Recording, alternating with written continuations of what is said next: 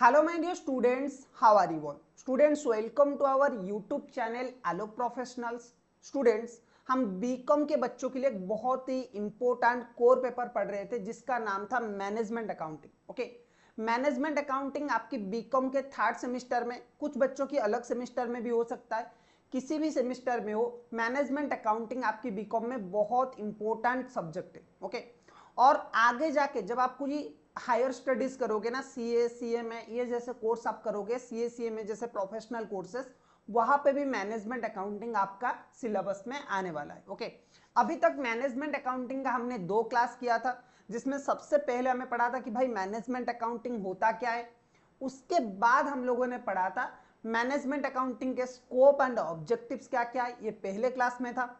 उसके बाद अगर मैं बात करूं सेकेंड क्लास में आपका क्या था, management accounting and financial accounting का difference and management accounting and cost accounting के बीच में क्या क्या डिफरेंसेस है। ओके, आज हम लोग क्या करेंगे, आज हम लोग आपकी यूनिट 1 में 2 इंपॉर्टेंट टॉपिक थे उनके बारे में डिस्कस करेंगे, cost control and cost reduction. Cost control क्या होता है, कॉस्ट रिडक्शन क्या होता है, इन दोनों चीजों के बारे में बात करेंगे, इन दोनों के बीच में क्या डिफरेंस है उसके बारे में भी बात करेंगे। अगर स्टूडेंट्स आपने चैनल को सब्सक्राइब नहीं किया है तो सब्सक्राइब कर लीजिए चैनल को, क्योंकि इस चैनल पे हम बीकॉम के बच्चों के लिए बहुत ही हाई क्वालिटी कंटेंट अपलोड करते रहते हैं। एक और बात मैं आपको बताना चाहता हूं, अगर आप में से कोई सीए या फिर सीएमए की पढ़ाई कर रहा है, सीए सीएमए की इंटरमीडिएट में है, देन आप एक और चैनल है मेरा, उसको आप विजिट कर सकते हो, सीएमए आलोक कुमार।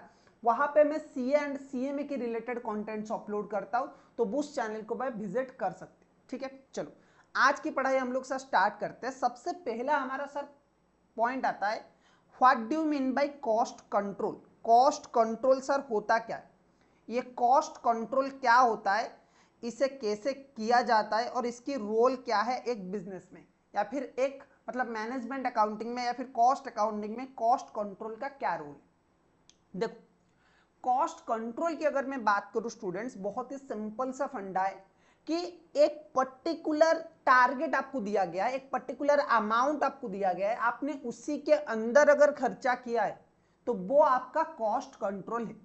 मान लीजिए कि आप अपने घर से दूर किसी हॉस्टल वगैरह में रह के पढ़ाई करते हो, अपनी कॉलेज के पास में हो गया, मतलब आप जिस कॉलेज में पढ़ाई करते हो, जिस यूनिवर्सिटी में पढ़ाई करते हो, आप वहीं पे एक हॉस्टल वगैरह या फिर पीजी वगैरह लेके रहते हो, और घर वाले आपको हर महीने 6,000 रुपए भेजते कि बेटा ये आपकी पढ़ाई और खाने के लिए है। ओके, ये आपके हॉस्टल की रेंट, आपकी कुछ पॉकेट मनी, आपकी पॉकेट मनी, आपकी हॉस्टल की फीस, आपकी जो कैंटीन वगैरह की फीस है उसकी फीस है टोटल 6,000 रुपीज। हाँ बहुत कम है, लेकिन फिलहाल मान लीजिए एग्जाम्पल के लिए कि 6,000 रुपीज है आपके टोटल मंथली एक्सपेंडिचर। घर वाले आपको 6,000 रुपए भेजते, और अगर आपने बिना अपने दोस्तों से उधार वगैरह लिए ये 6,000 में अपना गुजारा कर लेते हो, तो हम बोलेंगे कि आपने कॉस्ट को कंट्रोल किया है। आपने बहुत सारे एक्सपेंडिचर, आपकी दोस्त मूवी देखने गए, आप आइनॉक्स में जा सकते थे मूवी देखने में, लेकिन आप लोकल थिएटर में चले गए, उसमें पैसा बच गया। आप कैब ले सकते थे, आप लोकल जो ट्रैवल होता है ना, स्टेट की जो ट्रैवल बसेस वगैरह होता है वो ले लिया। ठीक है, आपने मतलब बस में चले गए, आप ट्रेन में चले गए, कुछ भी, मतलब जो आप अवॉइड कर सकते थे खर्चा, अननेसेसरी खर्चा, उसको अवॉइड करके अगर आपने 6,000 के बीच में अपना गुजारा कर लिया है, देन इन दैट केस आपने क्या किया है, आपने कॉस्ट कंट्रोल कर लिया।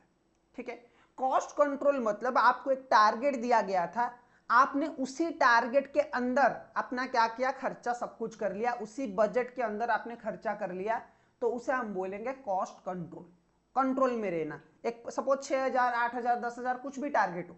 ओके, मान लीजिए कि आपको आपकी सोसाइटी में गणेश चतुर्थी बनाने के लिए, गणेश चतुर्थी के लिए आपको बोला गया कि भाई तुम बोलो, तुम्हें पूरा का पूरा डेकोरेशन, तुम्हें पूरा का पूरा अरेंजमेंट करना है। आपको बजट दिया गया 50,000 कि 50,000 हमारे पास है, इसी के अंदर तुम्हें पूरा का पूरा पूजा करवाना है, प्रसाद वगैरह सब कुछ इसी के अंदर करवाना है, और आपने इसी के अंदर कर लिया, कोई एक्स्ट्रा पैसा आपने खर्च नहीं किया, एग्जैक्ट 50,000 आपने खर्चा कर लिया, तो उसे हम बोलेंगे कॉस्ट कंट्रोल। ओके, चलिए देखते बुक में आपका क्या लिखा गया है। देखो, cost control means keeping the actual cost with in A pre determined standard limit. क्या मैंने बोला था कि भाई जो हमें टारगेट दिया गया है अगर हम उसी टारगेट के अंदर ऑपरेट करते हैं, cost control means keeping the actual cost with in A pre determined standard limit. Okay, it is a preventive function. Its job is to see that cost do not exceed the standard or budgeted cost. If a variance is found, corrective action is taken to bring the cost back to the set standard. Cost control एक ऐसा tool है जो कि एक मतलब क्या control, एक आप बोल सकते हो कि एक रेस्ट्रिक्शन लेवल में रेस्ट्रिक्शन लगाने में काम करता है. एक टूल जो कि बोलता है कि भाई आपको इतने में ही खर्चा करना है. अगर बाई चांस आपने सपोज 50,000 से आपने 51,000 खर्चा कर लिया, या फिर आपने एक महीने में 6,500 खर्चा कर लिया, तो ये 500 तो आपको नहीं मिलने वाला. घर वालों ने तो बोला है आपको, घर वालों ने बोला है कि भाई हम तो 6,000 ही दे सकते. आपने क्या किया, गर्लफ्रेंड के साथ मूवी देखने गए, 500 रुपए खर्चा कर लिया. तो सर ये 500 रुपए आप लाए कहां से, किसी दोस्त से उधार लाए होंगे, ठीक है, या फिर किसी से भी लाए होंगे उधार, उसे लौटाना भी है. तो इसका मतलब आपको एक अलार्म जाएगा कि भाई ये 500 रुपए ज्यादा खर्चा हो गया. कहां पे ज्यादा खर्चा हुआ, कम करो, ठीक है. नेटफ्लिक्स वगैरह या फिर जियो हॉटस्टार वगैरह फ्री में मिल रहा है, उसी में कुछ देख लो, मूवी देखने की जरूरत ही नहीं है. इसका मतलब यह है कि कॉस्ट कंट्रोल हमेशा एक इंटरनल कंट्रोल की तरह काम करता है कि भाई इससे ज्यादा खर्चा नहीं करना है. एंड अगर आप इससे ज्यादा खर्चा करते हो, अगर आप इससे ज्यादा खर्चा करते हो एक लिमिट से ज्यादा, तो वहां पे आएगा वेरिएंस. वेरिएंस मतलब डिफरेंस, और वेरिएंस को आपको पता लगेगा कि भाई ये वेरिएंस जो आया है इसके रीजन क्या है, इसे कैसे हम स्टैंडर्ड में वापस ला सकते. अगर आपने किसी महीने में 7,000 खर्चा कर लिया, आपकी बर्थडे था, आपकी कुछ भी था, आपने दोस्तों को ट्रीट वगैरह दिया, तो उस केस में आपको वो फिर से 6,000 में लाना है. कौन सा आपके अननेसेसरी खर्चा है उसे आपको रिड्यूस करना है, ठीक है. अच्छा, क्या क्या इसकी फीचर है चले देखते हैं. It is a continuous and a day to day process. सही बात है सर, ये तो हर दिन चलता रहता है, मतलब एवरी बिजनेस ऑपरेटिंग साइकिल में चलता रहता है. It assumes that the present standard of the cost is reasonable and acceptable. It assumes that the present standard of cost is reasonable and acceptable. Okay, it assumes that the present standard of the cost is reasonable acceptable. इसका मतलब क्या है, जैसे कि यहां पे target आपको 50,000 या फिर 6,000 का दिया गया है, तो आपको पहले ही दिमाग में लगाना है कि भाई ये जो स्टैंडर्ड सेट किया गया है दिस इज रिजनेबल. आप ये नहीं बोल सकते कि मम्मी पापा ये तो 6,000 बहुत ही कम है. भाई वो कितना दे सकते हैं उन्हें भी तो देखना है ना. उनकी पॉइंट ऑफ व्यू से सोचो, वो उन्हें लगता है कि हम 6,000 मैक्सिमम दे सकते, ठीक है. और ऐसा नहीं होना चाहिए कि ये जो स्टैंडर्ड है ये बहुत कम होना चाहिए. आपको एज्यूम करना पड़ेगा कि जो ऑलरेडी सेट है it's on basis of market condition.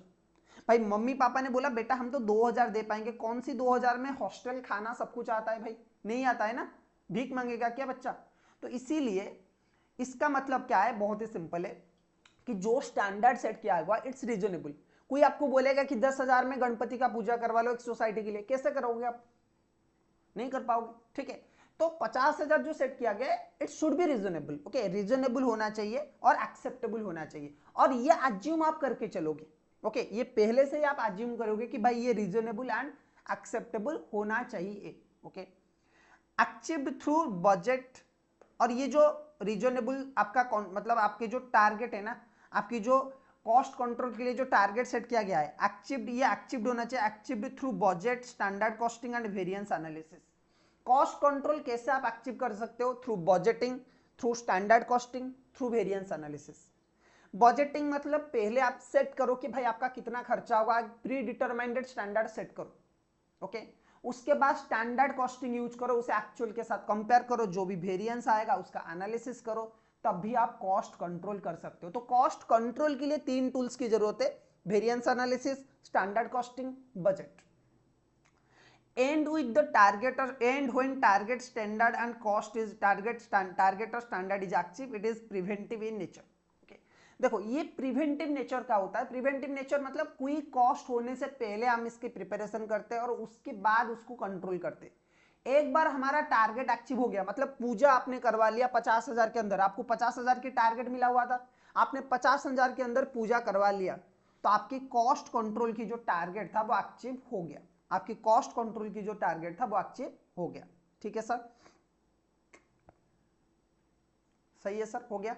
चलो अब हम लोग बात करेंगे स्टूडेंट्स, अब हम लोग बात करेंगे कॉस्ट रिडक्शन की। सर ये कॉस्ट रिडक्शन क्या होता है? देखो cost control and cost reduction में क्या डिफरेंस है? Cost control and cost reduction में बेसिकली क्या डिफरेंस है? सबसे पहला जो डिफरेंस है, cost control is not the permanent reduction in the cost. मान लीजिए कि अभी मैंने जो एग्जांपल लिया कि आपके हॉस्टल की आपकी पेरेंट्स आपको 6,000 रुपए दे रहे, लेकिन आपकी खर्चा हो जा रहा है, जेन्युइन खर्चा हो जा रहा है 6,500।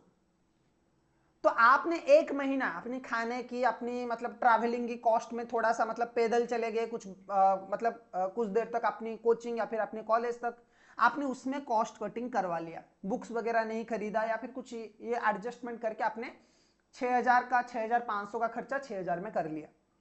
लेकिन ये हमेशा तो नहीं चल सकता ना। आप 6,500 का अगर ओरिजिनल कॉस्ट है, आप उसको हमेशा 6,000 तक नहीं ला सकते। अगर आप सब कुछ कंट्रोल वगैरह करके भी 6,500 आ रहा है तो आप उसको 6,000 तक नहीं ला सकते। The only way to bringing down the cost is you have to reduce the cost permanently. You have to reduce the cost permanently. आपको परमानेंटली कॉस्ट की रिडक्शन करना पड़ेगा। ओके तो अगर आप परमानेंटली कॉस्ट को रिड्यूस कर सकते हो तो उसे हम बोलेंगे कॉस्ट रिडक्शन। लेकिन एक चीज इसमें आपको ध्यान देना पड़ेगा कि आपने क्वालिटी हैम्पर नहीं किया होगा प्रोडक्ट का, या फिर जो भी चीज है आप सर्विस या फिर प्रोडक्ट जो भी आप बना रहे हो, आप उसका क्वालिटी हैम्पर अगर नहीं करोगे, विदाउट हैम्परिंग क्वालिटी, अगर आपने कॉस्ट को परमानेंटली रिड्यूस कर लिया तो उसे हम बोलेंगे कॉस्ट रिडक्शन। ओके अब सर पॉइंट ये कि कुछ प्रैक्टिकल एग्जाम्पल तो दीजिए। जैसे कॉस्ट रिडक्शन हुआ होगा, अगर आपने कभी कोल्ड ड्रिंक्स पिया होगा ना, स्प्राइट हो गया, थम्स अप हो गया, कोका कोला हो गया, कुछ भी आपने पिया है, तो आप देखना कुछ साल पहले उस कोल्ड ड्रिंक का जो बोतल होता था ना, प्लास्टिक का जो बोतल होता था, वो कोल्ड ड्रिंक्स बोतल का जो प्लास्टिक बोतल होता था वो थोड़ा सा थिक आता था। ओके थोड़ा सा वो बोतल जो है वो अच्छी क्वालिटी का होता था। कंपनी को लगता था कि भाई लोग क्या करेंगे, कोल्ड ड्रिंक्स पियेंगे, उस बोतल को भी पानी के लिए मतलब पानी पीने के लिए यूज करेंगे। तो कोल्ड ड्रिंक्स कंपनी जो होते थे, जो सॉफ्ट ड्रिंक्स कंपनी जो होते थे, वो क्या करते थे, अच्छे खासे बोतल प्रोवाइड करते थे। लेकिन आज के टाइम पे आप देखना, जो आप बिस्लरी वगैरह की पानी यूज करते हो, जो कोल्ड ड्रिंक्स आप यूज करते हो, उनकी बोतल बहुत ही लो क्वालिटी के आता है। और इसकी रीजन क्या है? देखो जो हम टीयर 1 टीयर 2 या फिर बड़े शहरों की बात करते हैं ना, जो सिटीज की बात करते हैं, वहां पे लोग पानी पीने के लिए कोल्ड ड्रिंक्स की बोतल यूज नहीं करते, बहुत चीप लगता है। अपने घर में भी यूज नहीं करते, बाहर भी यूज नहीं करते। गांव में हाँ कुछ कुछ जगहों पे कोल्ड ड्रिंक्स का बोतल वो लोग यूज करते हैं पानी पीने के लिए। ठीक है तो इसीलिए बहुत सारे मतलब कोल्ड ड्रिंक्स कंपनी को ये रियलाइज हुआ कि भाई देखो बहुत सारे बोतल हम यूज कर रहे हैं, बहुत सारे बोतल हम बना रहे हैं, बहुत सारे बोतल हम यूज कर रहे हैं जिनकी क्वालिटी बहुत अच्छा है, लेकिन लोग अल्टीमेटम लेके उसे फेंक रहे, उसे डस्टबिन वगैरह में फेंक रहे, वो ड्रेन में जा रहा है। हम उसे रिसाइकल नहीं कर पाते क्योंकि जितना भी बोतल हम बनाते वो सारे के सारे हमारे पास लौट के नहीं आते, तो हम रिसाइकलिंग नहीं कर पाते। इसीलिए हमें क्या करना चाहिए, लोगों को क्या चाहिए, लोगों को चाहिए कि जो कोल्ड ड्रिंक्स है, जो स्प्राइट है, जो कोका कोला है, जो थम्स अप है, उसका टेस्ट अच्छा होना चाहिए। जो पानी है, बिस्लरी का जो पानी है या फिर हिमालय का जो वाटर है, इनकी जो पानी है, पानी की क्वालिटी अच्छा होना चाहिए, ना कि उसका जो बोतल है उसकी क्वालिटी अच्छा होना चाहिए। हाँ लुक वाइज अच्छा होना चाहिए, लेकिन बोतल की जो ड्यूरेबिलिटी है वो अच्छा हो जरूरी नहीं है, क्योंकि उसमें कस्टमर का कुछ काम ही नहीं है। उस बोतल को लेके कस्टमर को फेंकना ही है, तो वो बोतल हम क्यों यूज करेंगे, वो बोतल को हम अच्छे क्वालिटी में क्यों बनाएंगे। तो इसीलिए मान लीजिए कि एक कोका कोला या फिर स्प्राइट का बोतल 2 रुपए का कॉस्ट करता था, जो प्लास्टिक का बोतल होता था, या फिर 5 रुपए का कॉस्ट करता था। एग्जाम्पल के लिए मान लीजिए कि 4 रुपए का एक बोतल कॉस्ट करता था। आपने उसकी जो वेट थे, आपकी जो उसकी वेट है, सिर्फ खाली बोतल का बोल रहा हूं, खाली बोतल का वेट आपने कमा लिया, मतलब रिड्यूस कर लिया, अब उसका कॉस्ट 2 रुपए हो चुका है। तो आपने परमानेंटली 2 रुपए का कॉस्ट रिडक्शन कर लिया। मान लीजिए कि कोका कोला एक साल में, पूरे साल में 10 लाख या फिर 10 करोड़, या फिर एक महीने की मैं बात करता हूं, एक महीने में कोका कोला 10 करोड़ क्या करता है, 10 करोड़ की आपकी क्या करता है, सेल करता है एक महीने में 10 करोड़ बोतल्स। तो इसमें 2 रुपए ऐड कर लो, 20 करोड़ आपकी आ गए। 20 करोड़ रुपए आपके क्या होगा, सेव हो गया कंपनी में। कोका कोला की 20 करोड़ सेव हो गया and it's a permanent reduction. ऐसा नहीं है कि आपने कोई जुगाड़ वगैरह किया है, ये हमेशा रहेगा रहेगा। एक बार आपने बोतल की थिकनेस कम कर लिया, लोग उसको यूज कर रहे, मतलब लोग जैसे जितना कोल्ड ड्रिंक्स अब आगे आपकी जितने भी कोल्ड ड्रिंक्स आप आगे बनाओगे, जितना भी प्रोडक्शन होगा कोल्ड ड्रिंक्स बोतल का, वो सब कुछ उसी वेट के हिसाब से होगा, यानी कि परमानेंटली आपने 2 रुपए कमा लिया। ठीक है, आज के टाइम पे देखो पानी का जो बोतल आता है ना, कितने खराब क्वालिटी के पानी के बोतल आते हैं, मतलब उसमें बिल्कुल जान ही नहीं होता, एक बार अगर नीचे आपके हाथ से गिरा तो वो फट जाएगा। क्योंकि लोगों को क्या पता है, देखो भाई मतलब कंपनीज को ये रियलाइज हो गया कि लोगों को तो पानी के क्वालिटी में चाहिए ना, पानी का क्वालिटी हो गया, कोल्ड ड्रिंक्स का क्वालिटी हो गया, उसमें चाहिए। तो हम क्यों अच्छे क्वालिटी का मतलब हार्ड क्वालिटी का प्लास्टिक बनाए, अच्छे ग्रेड की प्लास्टिक यूज करें, सो दैट क्या होगा, सो दैट वो प्लास्टिक क्या करेगा, वो प्लास्टिक कभी रिसाइकिल नहीं होगा, हमारा ही बर्डन है, लोग उसे फेंक देंगे।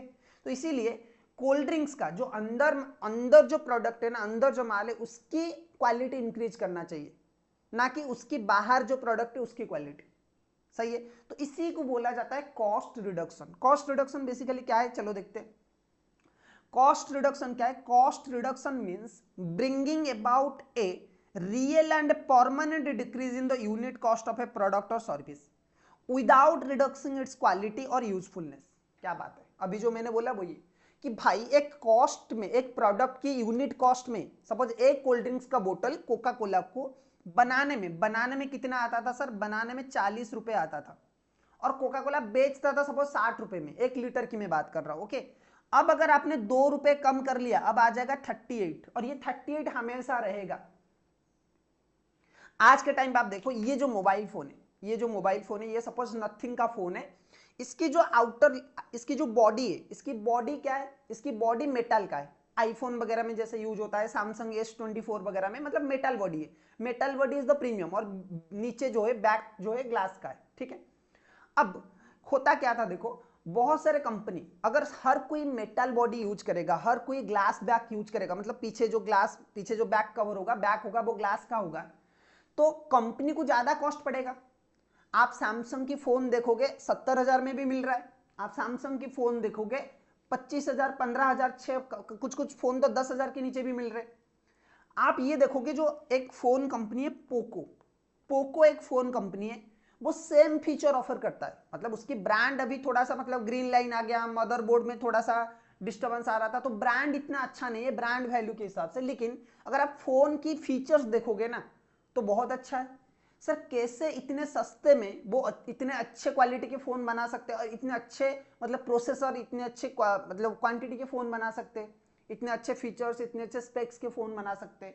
इसका ओनली रीजन है कॉस्ट रिडक्शन। उन्होंने देखा कि भाई कैमरा नॉर्मल वाला चाहिए तो हम नॉर्मल वाला देंगे, स्पीकर एक ही देंगे, क्योंकि लोगों को तो ईयरफोन लगा के मतलब ईयरफोन यूज करके गाने सुनने की आदत है। ठीक है, लोगों को कैमरा चाहिए, नॉर्मल कैमरा चाहिए कि भाई आप फोन मतलब फोटो खींचो खत्म। आपको क्यों DSLR लेवल का कैमरा चाहिए, नहीं चाहिए। लोगों को जो गेमर्स है उनको गेमर्स, आप बेस्ट एग्जांपल है आईकू एक ब्रांड है ना, आईकू जो ब्रांड है, आईकू ब्रांड आप देख लो, आईकू ब्रांड की फोन अच्छे क्वालिटी के भी होते हैं, उनकी फीचर्स भी अच्छे और प्राइस भी बहुत रीजनेबल है।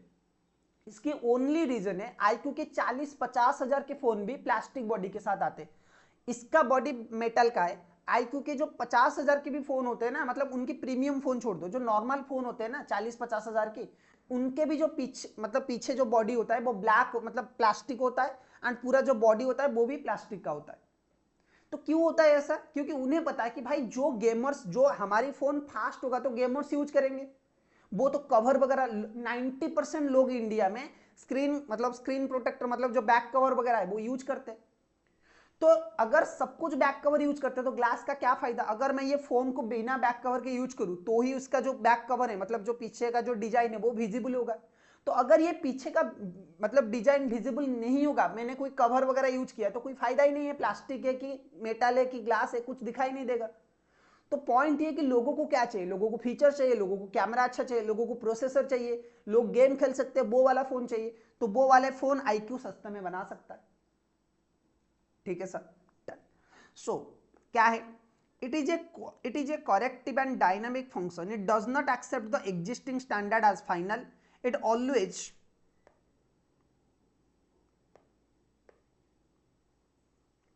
It always search for a better way of doing things. जैसे कि मैंने बोला आपको कि आपको 50,000 दिया गया है, 50,000 में सोसाइटी वालों ने बोला, 50,000 की जो कॉस्ट था आपका, 50,000 में सोसाइटी वालों ने बोला कि भाई बेस्ट हम सबसे बड़ा मूर्ति बनाएंगे।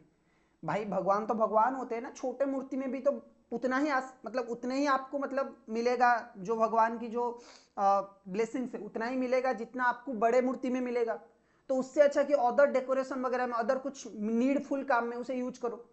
तो अगर आप करेक्टिव डिसीजन लोगे, आप रियलिस्टिक तरीके से सोचोगे कि भाई ये जो चीजें हैं इसे हम अवॉइड कर सकते हैं, इसकी वजह से क्वालिटी हम पर नहीं होगा, इसकी वजह से कोई मतलब प्रोडक्ट की क्वालिटी में कोई इंपैक्ट नहीं आएगा, ब्रांड वैल्यू में कोई इंपैक्ट नहीं आएगा, तो आप उसकी रिडक्शन कर सकते हो। अगर आप परमानेंट एंड मतलब real and permanent cost reduction कर रहे हो तो वो आपका आ जाएगा कॉस्ट रिडक्शन में।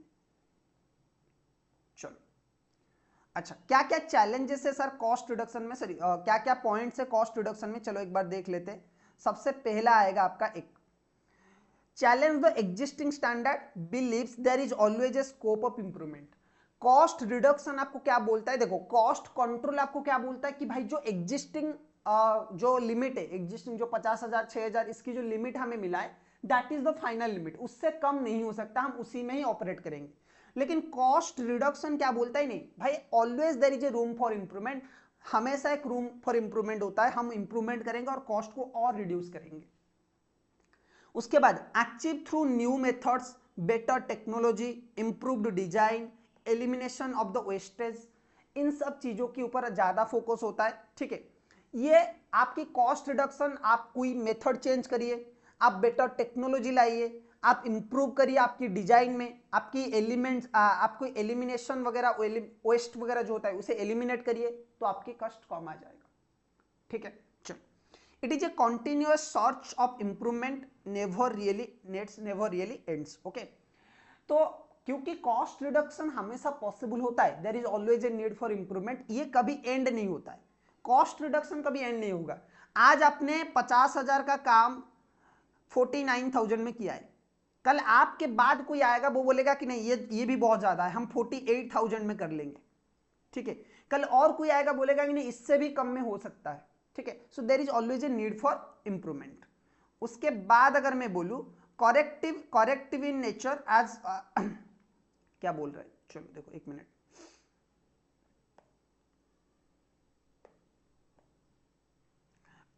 corrective in nature as opposed to cost control which is corrective in nature as opposed to cost control which is preventive. okay, देखो प्रिवेंटिव मतलब जितना आपको दिया गया है, कॉस्ट कंट्रोल प्रिवेंटिव नेचर का है, कॉस्ट रिडक्शन करेक्टिव नेचर का है। भाई ये बोलता है कि भाई तुमने जो बताया है वो गलत है, हम सही बताएंगे कि भाई इतने में हो सकता है, जबकि कॉस्ट कंट्रोल बोलता है ठीक है भाई तुमने जो बताया है हम उसी के अंदर अंदर तुम्हारा काम कर लेंगे। सर मार्केट में किसकी वैल्यू है, जो कॉस्ट कंट्रोल करता है या फिर जो कॉस्ट रिड्यूस करता है, आंसर इज जो कॉस्ट रिड्यूस करता है।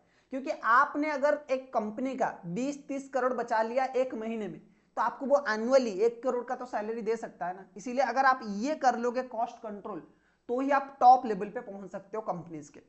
सही है सर, चलो sir what is the difference between cost control and cost reduction, exam में आ सकता है, छोटा सा डिफरेंस है, कभी 4 से 5 मार्क का क्वेश्चन ये आ सकता है। चलिए देखते हैं क्या है।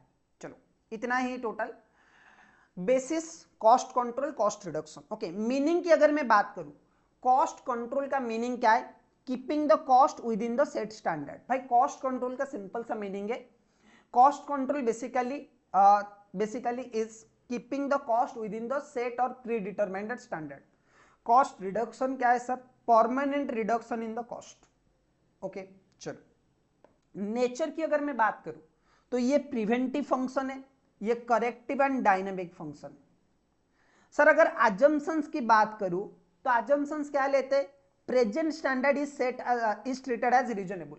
कॉस्ट कंट्रोल ये बोलता है कि भाई जो स्टैंडर्ड हमारे लिए फिक्स किया गया है इट्स रीजनेबल, इससे ज्यादा हम, इससे कम हम कर नहीं सकते, इससे ज्यादा हमें नहीं करना है। ठीक है, preventive standard can be always be improved.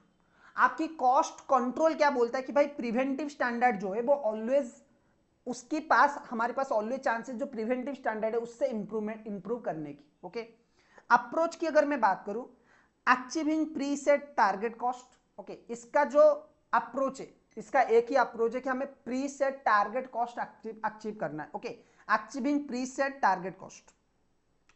अगर हम इसमें बात करें कॉस्ट कंट्रोल की, तो क्या है, finding a new lower cost through changes. Cost control का सिंपल सा टारगेट है भाई कि हमें अचीव करना है जितना हमें कॉस्ट दिया गया है ना, उसी के अंदर अंदर हमें अपना काम करवा लेना है। तो achieving the pre set target cost, यहां पे क्या होगा, finding a new lower cost through change.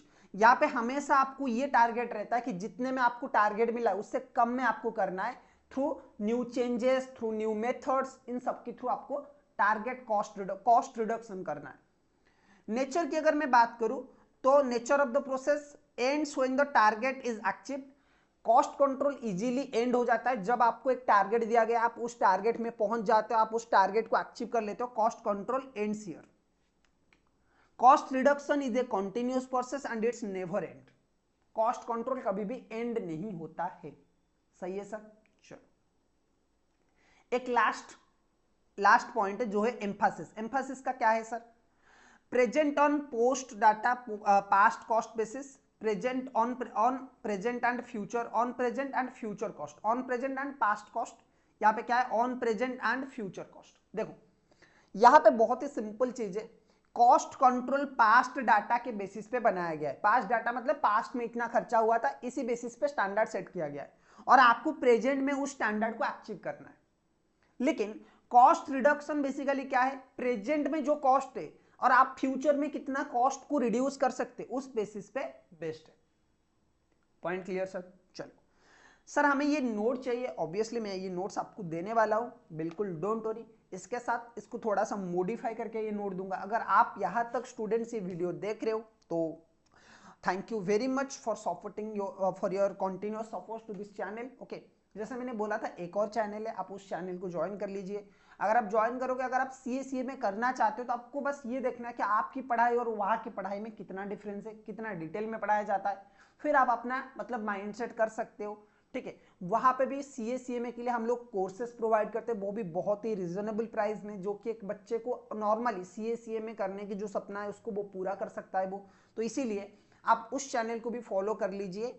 अगर उस चैनल को फॉलो करोगे और आपको कुछ क्लासेस वगैरह चाहिए तो आप उस चैनल पे इंक्वायरी कर सकते हो। ठीक है, आज की क्लास में बस इतना ही। इतने में हम बोलेंगे कि हमारा यूनिट 1 खत्म हो गया, यूनिट 2 हम लोग स्टार्ट करेंगे next class day. Till then keep learning.